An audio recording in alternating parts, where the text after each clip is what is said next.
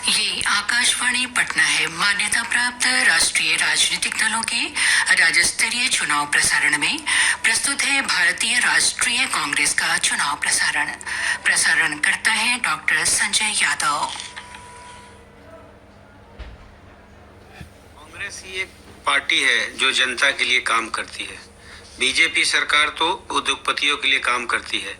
कांग्रेस मनरेगा जैसी योजना लाती है, खाद एलपीजी पर सब्सिडी देती है, बीजेपी सब्सिडी समाप्त करती है। कांग्रेस सरकारी नौकरी देती है, पेंशन देती है, बीजेपी सरकारी नौकरी समाप्त करती है। कांग्रेस पार्टी ने अपने चुनावी घोषणा पत्र में समाज के सभी वर्गों के अधिकार और हक की बात की है, विकास की गारंटी दी है, सभी के लिए बहुत कुछ है। देश की जनता जानती है कि कांग्रेस के वादे पूरे होते हैं। बीजेपी की तरह 15-15 लाख के जुमले नहीं फेंकती है। जननायक राहुल गांधी के वादों पर जनता भरोसा करती है। वर्तमान केंद्र सरकार की नई व्यवस्था के मुताबिक चुनाव आयुक्तों की बहाली में प्रधानमंत्री, एक कैबिनेट मंत्री और विपक्ष का नेता शामिल होता है। एक तरह से चुनाव समिति में 2 व्यक्ति, प्रधानमंत्री और मंत्रिमंडल का सदस्य, दोनों सरकार के आदमी हैं, तो सरकार अपने मन मुताबिक चुनाव आयुक्त चुन सकती है, जो निष्पक्ष चुनाव के लिए खतरे की घंटी है।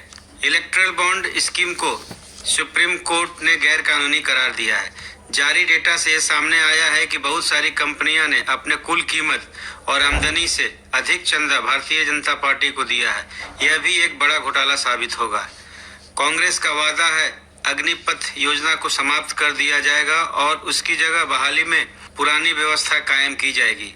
ये योजना युवा विरोधी होने के साथ साथ सेना के लिए भी नुकसानदेह है। देश भर की गरीब महिलाओं को सालाना 1 लाख रुपए दिए जाएंगे। केंद्र सरकार द्वारा दी जाने वाली नियुक्तियों में 50% आरक्षण मिलेगा। आंगनबाड़ी, आशा वर्कर और मिड डे मील में सेवाएं देने वाली महिलाओं के मासिक वेतन दुगना किया जाएगा। आर्थिक प्रगति कांग्रेस के राज में हुई है। मनमोहन सिंह के समय में जो आर्थिक विकास हुआ उसका लाभ गरीबों को मिला। उस समय 24 करोड़ लोग गरीबी से बाहर आए थे। बीजेपी का विकास सिर्फ पूंजीपतियों के लिए है। कांग्रेस किसानों की कर्ज माफी के साथ साथ न्यूनतम समर्थन मूल्य को लेकर गारंटी देने वाला कानून लाएगी। किसानों के जीवन को खुशहाल बनाना ही कांग्रेस का लक्ष्य है। न्यूनतम मजदूरी को कम से कम 400 रुपए रोजाना करने का वायदा भी कांग्रेस के घोषणा पत्र में है।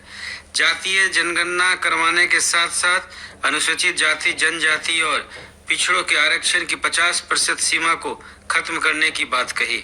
लोकसभा चुनाव 2024 के लिए कांग्रेस ने अपना घोषणा पत्र में जिस स्कीम पर सबकी नजर टिकी है वो महालक्ष्मी स्कीम है। स्कीम के तहत पार्टी गरीब परिवारों को सीधा 1 लाख रुपए नगद देने का वादा करती है। अपने घोषणा पत्र में कांग्रेस ने वादा किया है केंद्र सरकार के विभाग में नई और पुरानी रिक्तियां की संख्या 30 लाख है, जिसे भरा जाएगा। सरकार बनने पर कांग्रेस नहीं लागू होने देगी one nation one election. Bharat जैसे देश में, विविधता वाले देश में इसका कोई जगह नहीं है। यह अत्यंत अव्यवहारिक है। कांग्रेस अध्यक्ष श्री मल्लिकार्जुन खड़गे जी ने 17 अलग अलग कारण बताते हुए इस प्रस्ताव का विरोध किया है। भारत के विकास का विजन कांग्रेस के पास है। भाजपा ने किसानों से झूठ बोला, आम जनता को छला। अब मतदाता नया चेहरा चाहती है। लोग अपनी आजादी के लिए कांग्रेस को वोट करेंगे। जनता को असली लोकतंत्र ही चाहिए। भाजपा से किसी का भला नहीं हुआ है। भाजपा राज में भ्रष्टाचार बढ़ा है। जनता भ्रष्टाचार के खिलाफ वोट देगी। भाजपा ने आम जनता का वजूद खत्म कर दिया है। कांग्रेस हर सुख दुख में जनता के साथ खड़ी है। भाजपा सिर्फ गुमराह कर रही है। भाजपा पूंजीपतियों को बढ़ावा दे रही है। इस बार कांग्रेस के पक्ष में अंडरकरेंट दौड़ रहा है।